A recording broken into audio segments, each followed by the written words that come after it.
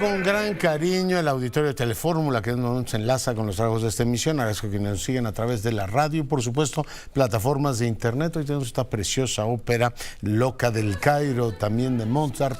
Vamos a revisar lo más importante. Fíjese que el día de hoy el secretario de Salud, el doctor Jorge Alcocer, habló de la campaña de vacunación.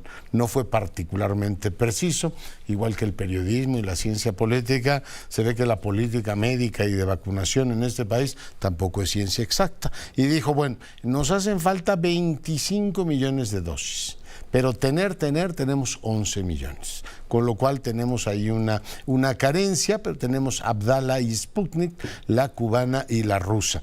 Por otro lado, puede ser que entre octubre y noviembre tengamos la Patria, la vacuna esta que está desarrollando CONACYT, desde el inicio de la pandemia lo habrá sido, así es que bueno, pues probablemente todo queda así, subrayado el adverbio, tengamos en noviembre vacunación con Patria. De lo demás, pues todo es un castillo en el aire, todo es una suposición de este hombre, el doctor Alcocer, que ha sido el secretario de Salud. Así es que, reitero, de 25 millones que deberían recibir vacunas, hay 11 que lo recibirán, los demás, pues que se encomienden a San Jorge, a ver si les llega, a San Jorge o al Dragón, o a ver quién, a ver si les llega la vacuna. Ese es el nivel de incertidumbre que hoy tenemos. Lo que sí tenemos certeza, de lo que sí tenemos certeza absoluta es de la violencia. Fíjese que el delegado de la Fiscalía General de la República en Guerrero fue asesinado a balazos fuera de su oficina en Chilpancingo, esto a plena luz del día, un poquito después de las 8 de la mañana ocurrió el hecho. Hace un momento hablábamos con Emilio Bizarretea y nos daba un contexto de cómo ha venido deteriorándose la situación en Guerrero. También se registró aquí en la capital de la República un tiroteo en las inmediaciones del aeropuerto, persecución de policías capitalinos a un asaltante de transportes de mercancías, una policía resultó atropellada y bueno, pues el delincuente fue detenido, se activaron los dispositivos. También le comento que un grupo de delincuentes siguió, en este caso un ciudadano coreano, después de que hiciera cambios en una casa de cambios, valga la redundancia, de la zona rosa, lo siguieron, le quitaron absolutamente todo el dinero. Una jueza negó un amparo a la ministra Yasmín Esquivel contra las reformas de la UNAM que permiten anular los títulos de alumnos que cometan plagio. La CCE y Coparmex aseguran que la única forma de que México alcance un crecimiento económico sostenido es impulsando mini pymes y también favorecer el nearshoring. El Senado aprobó reforma que sanciona hasta con 14 años de prisión la difusión de imágenes de cadáveres de mujeres, adolescentes y niños víctimas de la violencia. El INAI le ordena a la SEP publicar las minutas de los acuerdos, todo el material que llevó a la generación de los libros de texto. Dante Delgado rechaza que Movimiento Ciudadano esté esperando a Marcelo Ebrard para sumarse a una candidatura por su partido. Bueno, de todas maneras, el ex canciller sigue deshojando la margarita. Xóchitl Gálvez dice que falso, responde a Alfonso Durazo, es la política de seguridad de este gobierno y que ella no tiene ningún problema en que le diga folclórica. Es parte de lo que contestó la senadora Gálvez. Ricardo Monreal se baja de la contienda por la jefatura de gobierno de la Ciudad de México y en los próximos días, después de las fiestas patrias, Morena emitirá la convocatoria para ver quién será finalmente su candidato o candidata al gobierno de la ciudad. Y bien, pues vienen todas las otras entidades, Morelos y todas las entidades en donde habrá elecciones. Me permite que hagamos una breve pausa, volvemos.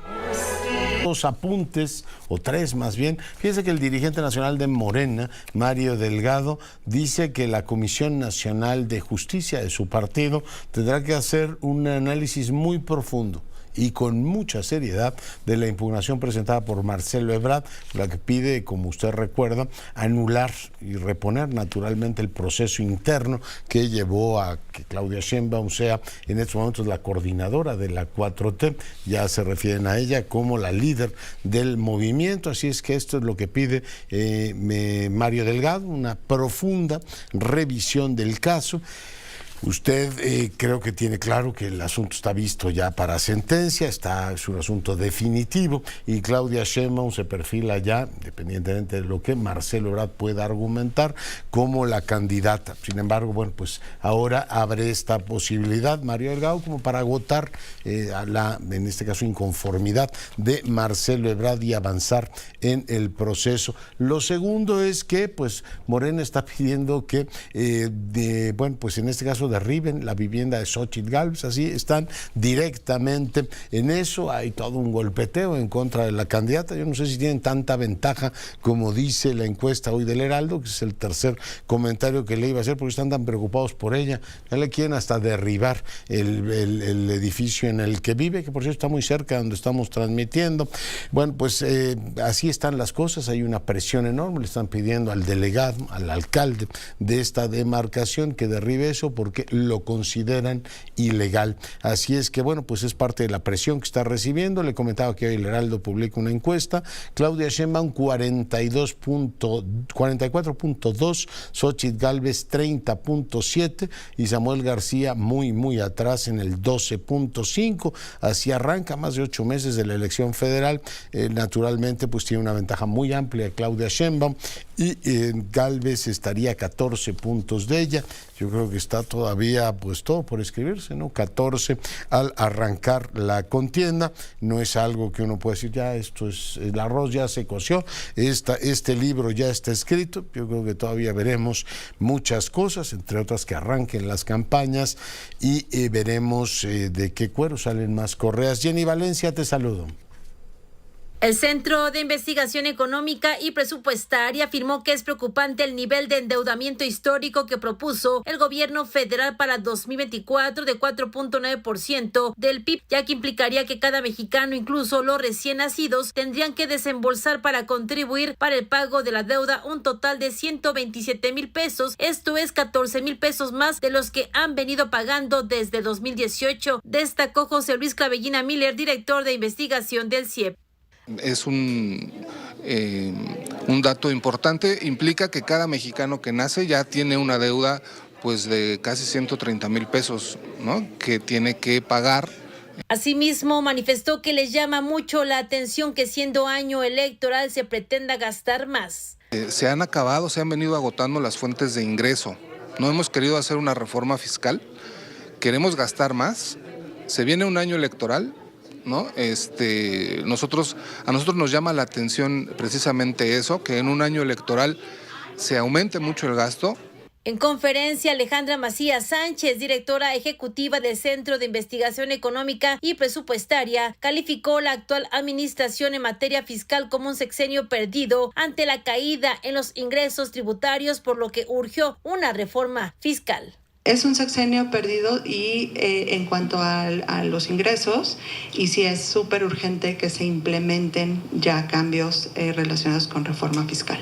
Por su parte, Judith Méndez, directora adjunta de investigación del CIEP, afirmó que México no alcanzará un sistema de salud como el de Dinamarca con el poco presupuesto que se destina de apenas el 2.9% del PIB. No hay un sistema de salud en el mundo que invirtiendo lo que invertimos en México avance en cobertura universal.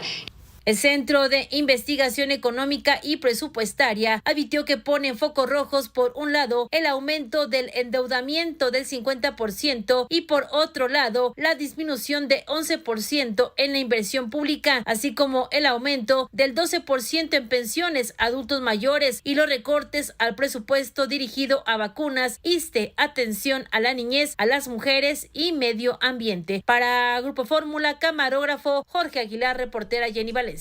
Muchas gracias, Jenny. Bueno, pues ahí lo tiene. Fíjese que yo discrepo sonoramente cuando oigo estas voces que dicen no va a alcanzar el dinero, requerimos una reforma fiscal. O sea, nos van a sacar más dinero. De lo que usted consume, ya pagamos 16%. ¿Qué quieren que paguemos? ¿20%? De lo que usted trabaja le quitan entre el 20 y el 30%, quizá más. ¿Qué quieren? ¿Que nos quiten más dinero del trabajo? O de pues prácticamente todas las cosas que usted hace, ¿no? Que tienen algún impacto fiscal, te sacan dinero a las familias y a las empresas. Yo creo que sería más razonable, no sé si usted comparta mi punto de vista, que gastara menos el gobierno. O sea, dicen, es que una reforma fiscal para que gaste más, pero ¿y por qué queremos que gaste más? O sea, un gobierno podría tranquilamente, hemos hecho cuentas en distintos momentos, ahorrarse un poquito de dinero. Todo el capítulo, hoy platicaba con el director del Economista en la mañana, todo el capítulo de petróleo y energía, todo eso es más de $1 billón. 1,5 billones. Y dice uno, bueno, ¿realmente es necesario que tengamos esas paraestatales? Yo le decía, pues es como si tuvieras un Jaguar 49, pues está precioso el coche, pero te cuesta muchísimo dinero. ¿Quieren tener empresas estatales? Pues te cuesta CFE $500 million de pesos. Entonces, bueno, está más lo que le dan para refinanciar su deuda. Y después dicen, no, es que es la compañía que da gratis la luz. No da gratis. Acabamos pagándolo. Toda esta vida no hay nada gratis. Y yo, pues, creo que podríamos pensar en elementos más eficientes del gasto. Si el tema son las pensiones, pues hoy trae el Economista. Una buena parte del peso que traemos en el presupuesto también son pensiones. No solo estas últimas que ha aprobado esta administración, o sea, las que reciben ahora todos, la universal de los adultos mayores, ¿no? Las pensiones pesan mucho. Y pues, dinero que la gente ha aportado al IMSS, es su dinero. Lo han aportado y es obligación del gobierno haberlo custodiado. ¿Qué pasa? Pues se lo van gastando, que si el tren y que si el tren no sé cuántos, y que ahora vamos a no sé dónde y vamos a cubrir los huecos ahora de Petróleos Mexicanos, como lo dijo Mario de Constanzo, pues es un Fobapro en toda la línea. Pero lo que pasa es que pues, es empresa pública y hay todo este aparato de decir que recobramos la soberanía. Sale muy cara la soberanía, si esa es la soberanía. Yo propondría una soberanía mucho más próspera, que generara elementos o servicios públicos para la gente, para que viviese mejor. No me extiendo en el asunto. Mi opinión es que en vez de estar pensando en reformas fiscales, pues vamos a ver qué dice Claudia Sheinbaum y vamos a ver qué dice Xóchitl Gálvez del particular. Si queremos tener un gobierno que gaste 9 billones de pesos. Y bueno, ahí están las prioridades, ya las hemos comentado, lo seguiremos haciendo, ¿no? Porque el paquete presupuestal es quizá el tema más importante del año. Es un asunto en el cual tanto el Congreso como la sociedad en su conjunto deben opinar, porque sabe que es su dinero. Cada vez que usted compra algo, le tributa al gobierno y ese dinero que están usando para todas estas cosas, y uno dice, está bien, ahí sí debería haber una consulta, aunque no puede haber, me hago cargo de la demagogia en la que incurro, pero igual que nuestros políticos que proponen consultas hasta para preguntar si los higos están dulces o no, pues en este caso preguntar si estamos de acuerdo con un presupuesto de esa magnitud o deberíamos tener un Estado, digamos, más delgadito, un Estado que no gastara tanto, en vez de estar pensando, como le digo, en retirarle más dinero a las familias. Claudia Escandel, adelante. Rey Mohamed VI visita a heridos del seísmo mientras los supervivientes temen a las lluvias. En la primera aparición del monarca después del terremoto, Mohamed VI presidió una reunión de trabajo el pasado sábado con responsables civiles y militares en la que ordenó desplegar un programa de emergencia para atender a las víctimas y rehabilitar los edificios dañados y decretó 3 días de luto oficial. Este martes, el rey de Marruecos habló con varios heridos ingresados en el centro hospitalario universitario de Marrakech. Conversó con su personal sanitario e inspeccionó algunas de sus unidades. Todo ello antes de donar sangre para las víctimas del terremoto que, según el último balance oficial, ha dejado 2.901 muertos y 5.530 heridos. Según declaraciones del ministro marroquí de Sanidad a la televisión pública Al-Oul, actualmente hay 75 casos en reanimación en los diferentes hospitales del país. El terremoto del pasado viernes es uno de los peores que ha sufrido Marruecos en el último siglo. Azotó a las 3 regiones sureñas de Marrakech, Safi, Sous Massa y Dra Tafilalet, donde hubo el mayor número de muertos y heridos, y golpeó en menor medida a las regiones de Beni Mellal y Casablanca. 4 días después de la catástrofe, los supervivientes están ahora preocupados por posibles lluvias en los próximos días, que según el Servicio Meteorológico marroquí caerán a partir de este miércoles en el Alto y Medio Atlas. Bueno, y seguimos con la información. Mau Rojas, adelante. La posesión o pertenencia de una casa o inmueble, doctor, no será más motivo de chantaje por parte de una pareja en litigio. Se trata de proteger a las mujeres al reformar los diputados federales la ley para una vida libre de violencia que impide ahora el desalojo de un inmueble por chantaje. En la sesión de este día fue el Pleno de la Cámara de Diputados el que aprobó adiciones a los artículos 34 y 46 de esta Ley General del acceso a las mujeres a una vida libre de violencia para que sujetos que violaron no utilicen la casa o los bienes para chantajear y desalojar a unas víctimas. La diputada federal Itzel Valderas promovió ella fue la promovente, señala que actualmente las órdenes de protección judiciales que promueven la desocupación del domicilio conyugal por parte del agresor a veces resultan verdaderamente insuficientes, y también dice que con este tipo de medidas tendrán que haber más recursos para el Poder Judicial y no recortes como lo que propone Morena. Por eso, impulsar reformas a la ley como la que nos ocupa y al mismo tiempo promover políticas de austeridad al Poder Judicial resulta totalmente incongruente. De acuerdo con la plataforma México Evalúa, en nuestro país solo el 5.2% de los delitos que se denuncian se logran resolver. La cifra empeora para las mujeres. Y doctor, también hoy se aprobó por unanimidad, esta que acabamos de escuchar se va al Senado de la República, pero una iniciativa que promovió Josefina Vázquez Mota en el Senado y que la apoyaron todos los senadores, aquí también fue por unanimidad, no va a prescribir el delito de abuso sexual en menores de edad jamás. No prescribe y la pena se duplica si el agresor que lo comete es un servidor público o un ministro de culto, al cual, en el caso de los servidores públicos, se le inhabilitará inmediatamente. Así lo explicó el diputado federal del PAN, Fernando Macías. Y las agravantes correspondientes, si el victimario es un servidor público o ministro de culto, deberá de ser separado inmediatamente de su encargo. Quiero felicitar enormemente a las y los diputados de la Comisión de Justicia. Esto ya se va a sus efectos constitucionales una vez que se publique en el Diario Oficial al venir del Senado de la República, cobra de inmediatamente vigencia. Hoy estas dos iniciativas aprobadas de manera unánime son importantes, doctor, ojalá que no se pierdan ante la visita que ha traído a más gente que cualquier comparecencia como la del señor Maussan. Muy bien, pues muchas gracias, Maru, por tu reporte. Muy buenas noches. Buenas noches. Ahí tiene usted esta iniciativa, sale efectivamente por consenso y no prescriben estos delitos. Le comento que México empató a 3 con Uzbekistán. Ojo, que Uzbekistán es una potencia futbolística. Supongo que nos van a explicar que en realidad ese 3-3 es producto de una madurez del equipo. No sé qué explicación van a dar a los aficionados, pero ciertamente qué malos futbolistas para tan buena afición, ¿no? Porque la gente les compra todo, y van, en este caso el juego fue en Atlanta, un juego amistoso ante este país. Bueno, pues así está la información. Seguimos, le comentaba que hoy leí con gran interés un artículo de Andrea Marván, ella es la titular de la COFESE, y habla efectivamente del papel que tiene la competencia en una economía incluyente.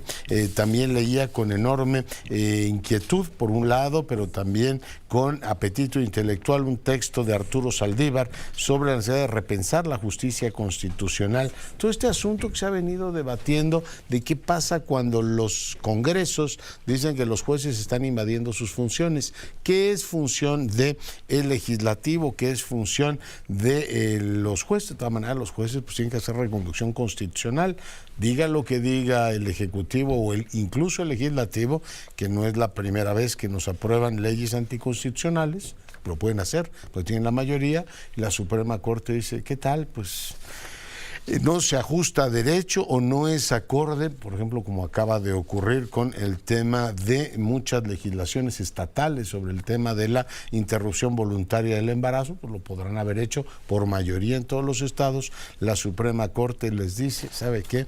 Pues no es constitucional, así es que, bueno, son los equilibrios de poderes, pero hoy escribe Saldívar sobre eso y ya tengo a Edna Jaime en el estudio. Decana, ¿cómo estás? Contentísima de estar aquí. querido Leonardo. Quitamos la bandera y la ponemos aquí para que se vea bien. Bien bonito tener la bandera nacional enfrente de nosotros. ¿De qué vamos a platicar, Edna? Leonardo querido, ¿qué implican los liderazgos femeninos? ¿Qué implican? O sea, creemos, ¿hay cambio? ¿No hay cambio?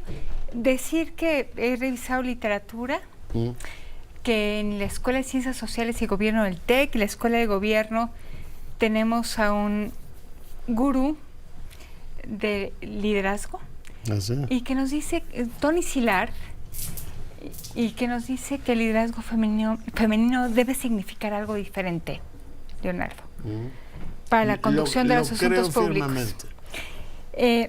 Entonces, démosle la bienvenida. Se la doy. ¿Se la das? Total. Ok. No, estaba pensando, ¿sabes qué? En Jacinda Ardern, pensé, por supuesto, en Angela Merkel, mujeres que durante la pandemia y en graves crisis han demostrado pues, mucho más temple que muchos varones. Estamos, creo que, inaugurando una era, Leonardo, donde los liderazgos masculinos, estos digamos que si podemos caracterizarlos verticales, muy asertivos, pues a lo mejor ya no son los que necesitamos. Y parece que en el mundo corporativo, lo que se alcanza a medir en ese ámbito, nos dicen que se requieren otras cosas, Leonardo. Se requiere empatía, se requiere pues como un componente como de más compasión. Y me pregunto si estamos en México listos y si tenemos con quién instaurar estos liderazgos donde construyamos desde una sensibilidad diferente. Y cuando hablo de sensibilidad diferente, pienso, Leonardo, ¿cómo abordaríamos temas sustantivos? ¿Cómo construir un proyecto de nación desde un punto de vista más femenino? ¿Me lo permites? Pero por favor, te ruego. Me ruegas, entonces pienso, sistema de cuidados. ¿Cómo construir una agenda de gobierno desde una perspectiva feminista? ¿Cómo hacemos que las niñas no estén destinadas a cuidar a los papás? Las jovencitas tengan oportunidad de estudiar estas carreras STEM que tienen que ver con la tecnología y la ciencia, no se sientan destinadas al cuidado. ¿Quién va a cuidar a mi mamá, sí? Donde podamos pensar que puede haber nuestras candidatas a la presidencia, ingeniera, científica, ¿cómo podemos construir una imagen de una mujer que puede contribuir distinto en el ámbito íntimo de la familia, pero también de la economía, del entorno social? Entonces, sacarlas de este esquema de cuidado que lo sostiene todo, para insertarlas en el mundo laboral, porque vamos a tener política pública que va a hacer su trabajo de una manera muy profesional y desde un ámbito de eficiencia de la política pública. Entonces sí creo, Leonardo, que podemos pensar y construir una agenda de política pública diferente. Me refiero al sistema de cuidados, pero también pienso en lo que podemos hacer en términos de violencia. Sistema de cuidados, ¿cómo lo construimos y cómo lo financiamos? La política pública de la violencia, necesitamos mano dura, este brazo súper punitivo, o cómo construimos desde abajo soluciones de prevención del delito. ¿Cómo hacemos un proyecto de país desde una visión, me permito decir, feminista? Pues yo te reacciono rápidamente. Yo siento, de entrada, ya alguna vez te lo había dicho, que las mujeres son más incluyentes. Esto está además demostrado. Cuando los hombres dicen yo, las mujeres dicen nosotros. Sí. Siempre. Dos, son mucho más íntegras. Los controles de confianza, sí. Las mujeres son infinitamente menos violentas.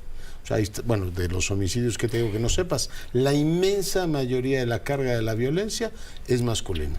Entonces, Leonardo, estamos en sintonía. Estamos en sintonía. Plena sintonía. Plena sintonía.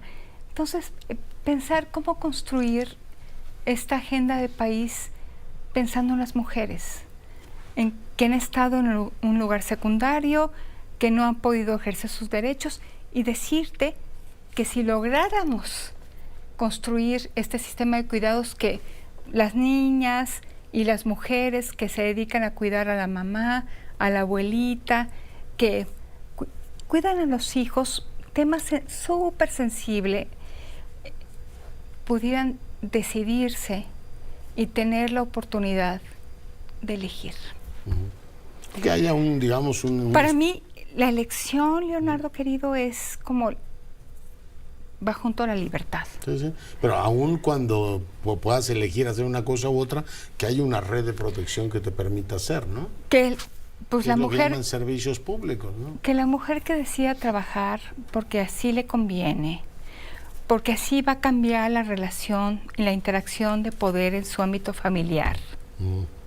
Porque no será una dependiente económica, será una proveedora, lo que cambia la dinámica de la familia y su relación en el hogar, y puede decir, confío el cuidado de mis hijos a una institución Sí, ¿eh?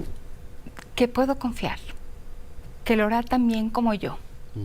Uy. Oye, que no vaya a llegar un señor y diga, todo esto me lo cancelan porque vamos a hacer ahora otra cosa. También la continuidad y la coherencia, ¿no? Que no llegue un señor que diga que quiere hacer una refinería, que va a contaminar, que no va a funcionar. Y que es baratísima, ya viste, son los 18,000 millones de dólares. Que las mujeres de este país podamos discernir que esos recursos se pueden destinar a que seamos más libres. De elegir.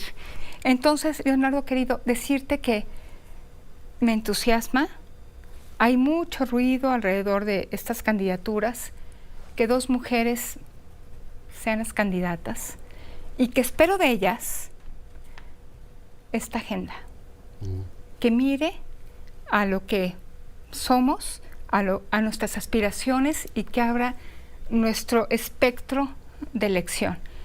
Porque este país será feminista y tendrá una agenda feminista cuando las mujeres puedan elegir.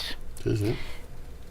Yo he elegido, pues, chambearle con los costos que estoy implicado, y no quisiera que quienes están, pues, generacionalmente luchando por encontrar un lugar, encontraron lo que yo encontré. Que tengan un espacio donde puedan elegir, donde sepan que hay un Estado que protege derechos. Y el derecho a la elección es muy importante, a través de un sistema de cuidados, hasta a través de política pública que proteja nuestro derecho de elección. Y que no se les culpabilice, sino que hoy es la elección de vida que tuvo.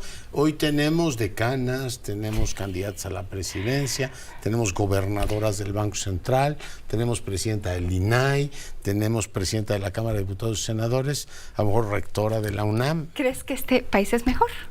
¿Está con cambiando? ellas? Yo creo que sí. Yo creo que sí, está cambiando. Tienes que decir un sí contundente.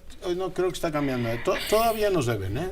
O sea, yo he visto todavía muchos liderazgos muy anclados todavía en el tema, la visión masculina y todo esto. Pero esta visión más incluyente, más compasiva, todavía está por escribirse. Leonardo querido, ya está, cada día hay más estudios de liderazgo, de psicología, que sustentan que el mundo, este país necesita liderazgos con cualidades diferentes. Si fuera póker te diría pago por ver, pero se está viendo. Sí, yo pago por anticipado. Ya ganó Edna Jaime. Oye, ya gané.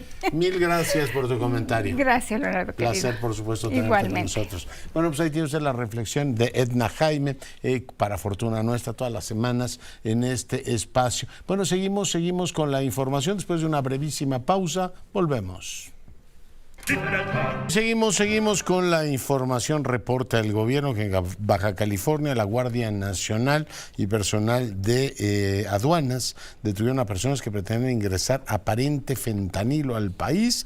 Solicitaron al conductor la documentación que acreditara la legal importación, estancia o tenencia de una camioneta para su ingreso a territorio nacional, pero no tenía papeles, ¿no? Al efectuar la revisión en el interior de la cabina, con apoyo de un binomio canino, localizaron una lapicera que contenía pastillas de color azul con las características propias del fentanilo, por lo que fueron detenidos. A las dos personas les fue leída la cartilla con todos los derechos y bueno, pues en este caso han sido detenidos. Pendiente de este tema, me sigo preguntando ¿cómo es posible que organicen así estas búsquedas exhaustivas en las aduanas, buscando en un lapicero unas pastillas de fentanilo? En muchos casos, además de la posibilidad de diluirlos o de esconderlos en prácticamente cualquier objeto, en muchos casos, pues ¿cómo identifican que es fentanilo o no es fentanilo? A lo mejor esto lo va a preguntar un experto en seguridad, igual los perros detectan eso, ¿no? Un olor particular, si no, pues me parece una búsqueda de una aguja en un pajar. Andrea Meraz, te saludo. Hola, doctor, buenas noches. Pues la consejera presidente del INE, Guadalupe Tadei, asegura que el presupuesto proyectado para el instituto se apega a las reglas de austeridad. Escuchemos cómo lo dice. La elaboración del presupuesto estuvo apegada a las reglas de austeridad responsable, a las reglas del uso eficiente de los recursos, a las reglas de presupuestación de acuerdo a las necesidades reales, como siempre se hace. Hay una metodología dentro del Instituto Presupuestaria que establece cómo hay que hacer el presupuesto.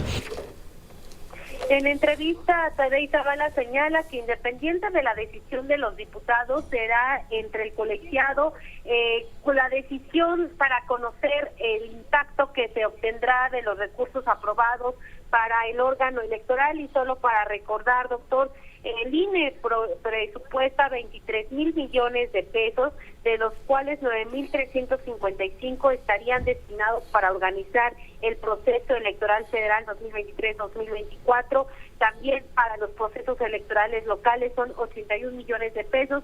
Ya en la Cámara de Diputados hay una intención de quitarle al instituto 4,000 millones, considerando que no se haría una consulta popular, pero es por mandato de la Corte que el INE tiene que presupuestar este recurso previo a que se le apruebe justamente el tema del presupuesto. Ya veremos lo que sucede en próximos días con el dinero que se le daría al Instituto Nacional Electoral, doctor. Sí, bueno, pues sí, efectivamente, si la mayoría decide, que es la que ha hecho uso de esa facultad en los últimos tiempos, y decide que no haya consultas, revocaciones de mandato. ¿Te acuerdas que hicieron una kermés, ¿no?, para el presidente, que se llamó ratificación de mandato, aunque en teoría era revocación de mandato, que también costó un dineral?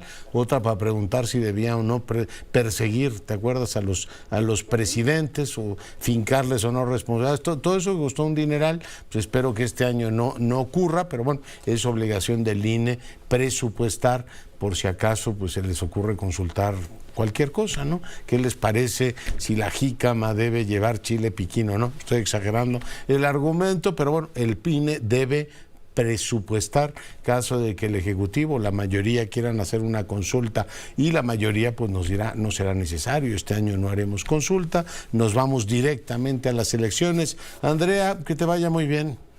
Hasta luego, un abrazo. Juan Antonio Jiménez, ¿tú qué tienes? Gracias, doctor. La juez quinta de distrito en materia administrativa, Sandra de Jesús Unida, desechó el amparo que interpuso la ministra de la Suprema Corte, Yasmín Esquivel Moza, en contra de la reforma de la Universidad Nacional Autónoma de México para modificar su reglamento y castigar los casos de plagio. Con esta resolución, la Universidad Nacional ganó una batalla en contra de la ministra, que con las resoluciones que ha obtenido ha atacado a la máxima casa de estudios para que no dé a conocer las indagatorias que realiza sobre un presunto plagio que realizó Yasmín Esquivel en su tesis de licenciatura. En el amparo indirecto número 862 se precisa que la entrada en vigor de las reformas al estatuto universitario publicado en la Gaceta de la UNAM el pasado 13 de abril no afecta a la quejosa ni le genera consecuencias jurídicas al no crear situaciones concretas de derecho. Sin embargo, doctor, a pesar de que este amparo es favorable a la Universidad Nacional, todavía hay una demanda ante un juez civil de la Ciudad de México para que el Comité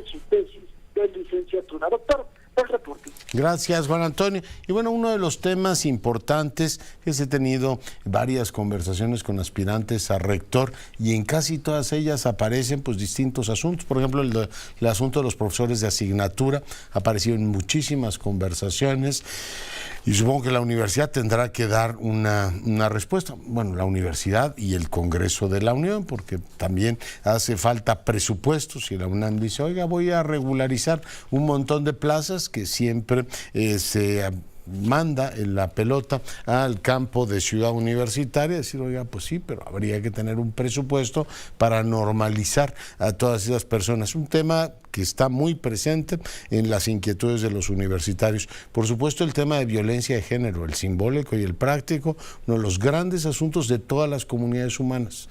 Una de ellas, la Universidad Nacional. Está todo el tema de cómo hacer más flexible el sistema educativo, cómo educar para la vida, cómo mantener vivos estos sistemas híbridos, que ojalá la universidad, entre otras cosas, ayude a esta Ciudad de México a pensar en un modelo de ciudad diferente, ¿no? Esta es una ciudad ya colapsada prácticamente todos los días y no hicimos a pesar de que hay mucha gente muy brillante en el gobierno de Claudia Sheinbaum y de ahora Martí Batres, pero pues no parece que les haya dado el tiempo de pensar en un modelo de convivencia más razonable, ¿no? Tuvimos una pandemia, todos encerrados en la casa, de pronto todo mundo tenía que regresar al mismo lugar a la misma hora, generando, pues como usted ve, constata y sufre, atascos todos los días y la inviabilidad de una ciudad. Pensar en todo eso. Pero lo que me había faltado en las conversaciones y al escuchar efectivamente a mi compañero, supongo que habrá que ponerlo todavía más de relieve, es el tema de la integridad de los estudiantes. O sea, y de los profesores, como es natural. La universidad no escapa a eso, ¿no? El tema del plagio. O sea, ¿qué pasa? ¿Cómo vamos a hacer una cultura de la integridad? O sea, ¿qué pasa en estos tiempos donde es facilísimo copiar? O sea, nada más le pones un comando y te copias todo y te lo atribuyes y santas pascuas. Oiga, el trabajo aquí está. Se lo presento y bueno, pues en el caso de la ministra, pues se le hizo fácil copiar la tesis completa y deme mi título. O sea, ¿qué va a hacer la universidad con la cultura de la integridad y este tema del plagio, ¿no? Creo que es un asunto que también habrá que pedirle a los especialistas. Hemos estado conversando con muchos de ellos cómo va la universidad a reaccionar a esta, pues una comunidad que no necesariamente comparte los valores, no todos sus integrantes, de integridad, decir, oiga, creemos en la originalidad del pensamiento, que es pues todos los que nos dedicamos a los contenidos o a la creación, todo esto que genéricamente sería vivir de nuestro pensamiento, no solo intelectuales, periodistas, todos los que vivimos de generar contenidos y ofrecérselos a usted, intercambiarlos y generar una conversación pública, pues lo que se busca es la originalidad, tratar de darle a usted algo diferente y eso pues pasa, entre otras cosas, por revisar nuestros sistemas educativos, como hace un momento quedaba de manifiesto con el caso Esquivel y el amparo que no ha sentado, supongo, bien en esta ministra que ha tenido desde el inicio de su mandato, pues esta polémica, este fardo encima de ella que pone en cuestión su integridad. Óscar Zúñiga, adelante. Sin de dar a conocer la transformación educativa que vive México, la titular de la SEP, Leticia Ramírez Amaya, se reunió con 2 embajadores de América Latina y el Caribe acreditados en nuestro país, a quienes les dio a conocer la propuesta pedagógica de la nueva escuela mexicana y también los nuevos libros de texto gratuitos con la finalidad de fortalecer la escuela pública. Estamos en la lógica de fortalecer la escuela pública y hay 2 elementos fundamentales que nosotros incluimos, aparte de que sea obligatoria, laica, gratuita, la haremos como científica y humanista. La importancia de que la educación sea una educación que sirva para la vida, una educación que tenga que ver con la realidad, una educación donde no se fraccione el conocimiento, donde sea de una manera integrada y proponemos el método de la educación por proyectos. Nuestro programa se llama La Escuela es Nuestra. Ramírez Amaya dijo a los representantes diplomáticos que un programa clave para la transformación educativa de México objetivo es el denominado La Escuela es Nuestra, a través del cual se entregan recursos de manera directa a las comunidades escolares para mejorar la infraestructura de los planteles. En tanto, los embajadores de Argentina, Brasil, Costa Rica, Cuba, Ecuador, El Salvador, Guatemala, Honduras, Nicaragua, Paraguay, Uruguay y Venezuela coincidieron en que la educación es un factor de integración, de libertad e independencia. Para Grupo Fórmula, Óscar Zúñiga. Bueno, y seguimos con la información. Fíjese que Claudia Sheinbaum está subiendo a su cuenta de Twitter que para apoyar la Coordinación Nacional de Comités de Defensa de la Transformación he decidido nombrar a mis compañeros Adán Augusto López, coordinador político, y a Ricardo Monreal como coordinador de organización Enlace Territorial. Somos equipo y hay proyectos. Hace unos días habían comentado si iba a entrar Adán Augusto o no iba a entrar Adán Augusto a su equipo. Finalmente entra como coordinador político y Ricardo Monreal como coordinador de organización Enlace Territorial. Esta mañana platicó mi compañero Oscar Mario Beteta con precisamente Ricardo Monreal y así se bajaba de la contienda por la jefatura de gobierno. Creo que la decisión ya la tomó la doctora Claudia y no creo que esté yo ahí en esa posición. Se va a repetir el fenómeno. Gran parte de la gente, ¿por qué tendría que votar por mí si me sentían alejado del presidente de la República? Bueno, pues eso dijo, y en otros temas, pues también le comento que la Secretaría de Educación hace muy bien en estar comentando con los embajadores de América Latina los proyectos educativos, pero el INAI le acaba de decir que tiene que hacer público todo el mecanismo que llevó efectivamente a tener los libros de textos. En otros temas se registró un sismo de magnitud 4.1, en este caso con epicentro en Ometepec, en Guerrero. Debido a su magnitud no se activó la alerta sísmica. Tengo en la línea telefónica al flamante secretario de Seguridad de esta capital, Pablo Vázquez. Señor secretario, buenas noches. Buenas noches, doctor. ¿Cómo está? A las órdenes. Pues pedirle cuáles son sus prioridades. ¿Qué le ha pedido Martí Batres? El jefe de gobierno lo que me solicitó al momento de la designación es dar continuidad a los esfuerzos de la estrategia de seguridad y construcción de paz de la ciudad. Estos 4 ejes que le han dado tan buenos resultados a la ciudad, a pesar de que desde luego todavía hay mucho por hacer, pero la atención a las causas, el desarrollo policial, la inteligencia, la investigación y la coordinación han colocado a la ciudad en una posición buena para seguir adelante en esta labor de brindar seguridad a la gente. Ya. Oiga, ¿el tema de la vialidad va a ser alguna preocupación central del secretario de Seguridad? Así es, tenemos en general y como he dicho en distintos espacios un equipo muy fuerte. Al frente de la Subsecretaría de Tránsito está el comandante Moreno y ha sido y será la vialidad una prioridad. Hace un par de años se inició una transformación muy importante de la Subsecretaría de Control de Tránsito, dotándola de más elementos, de más recursos, de mayor tecnología, y vamos a seguir trabajando en esa vía que sabemos que es muy importante para el día a día y la experiencia del derecho a la ciudad de la gente. Oiga, porque se ha vuelto un quebradero de cabeza, no sé, supongo que le han pasado los reportes, nos han bloqueado en estos últimos días patriotismo, que ya funcionan muy mal los semáforos, nos han bloqueado muchos puntos en la Ciudad de México. ¿Hay algún tipo de planteamiento de cómo organizar la convivencia, secretario?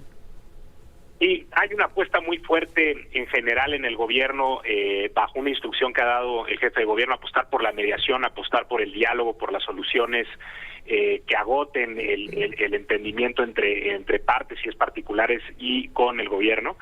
Pero también a nivel de la Subsecretaría de Control de Tránsito, en la medida que fortalezcamos sus recursos también a nivel tecnológico y se inviertan recursos, por ejemplo, en la reparación e instalación de nuevos dispositivos, que hay distintos planes que ya se irán dando a conocer al respecto, estamos seguros que vamos a poder dar soluciones a la gente en este sentido, y desde luego también regulando ciertas actividades de tránsito. En unos días también se darán a conocer iniciativas en ese sentido, en lo que tiene que ver con los distintos distintos tipos de vehículos que circulan en la ciudad. Sí, porque somos unos cafres. He visto ahora hasta ciclistas que van con el telefonito, y no dice en serio, o con audífonos por la ciudad. Una, digamos, falta de cultura vial. Supongo que será también una de las prioridades, reducir el número de accidentes que tenemos en la capital, secretario.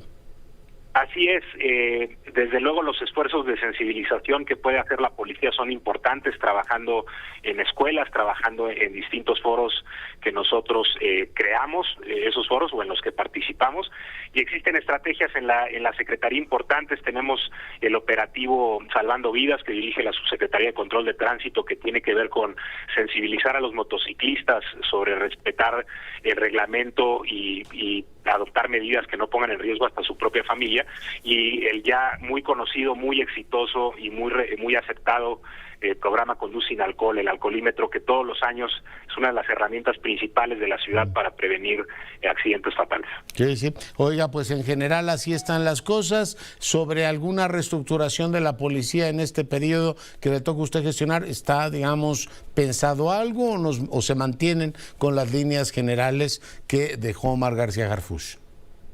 Mantenemos, lo hemos dicho, hay dos grandes fortalezas en el proyecto general de la ciudad que también hacen eco en la Secretaría. Una de ellas es la estrategia y la otra es el equipo. Es un equipo que venimos trabajando desde poco más de 4 años, algunos más desde el inicio de la administración, que nos entendemos muy bien, tenemos una muy buena relación, una muy buena comunicación, y en ese sentido vamos a seguir adelante, vamos a seguir haciendo equipo, y esto es muy importante, con la Fiscalía General de Justicia, con la maestra Ernestina Godoy, con quien hay una excelente relación, y con todo su equipo también, y con el resto de los integrantes del gabinete. Desde luego, en la subsecretaría que tuve a bien encabezar antes de este encargo, se está valorando la designación de una persona y se dará a conocer en próximos días. Oye, y supongo que trabajarán con la autoridad federal para que el aeropuerto no sea zona de alto riesgo.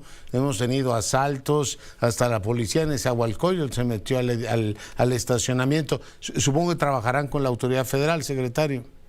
Estamos trabajando con la autoridad federal. Hemos tenido incidentes, en efecto, no somos omisos a ello, pero se ha trabajado de manera coordinada. Por fortuna, en cada uno de los incidentes hemos tenido una solución, no han quedado impunes los eventos, y vamos a seguir trabajando coordinados. Creo que lo que le podemos ofrecer a la ciudadanía, desde luego, es prevenir, que nosotros estemos haciendo nuestro trabajo, que nos coordinemos, y ante todo que no queden impunes los eventos. Secretario, pues le agradezco mucho el enlace, muy buenos días, le deseo mucho éxito en su gestión. Gracias, doctor, estamos a la orden, y gracias al auditorio. Gracias. Con esto nos vamos, cuídese y sea rabiosamente feliz, se lo merece.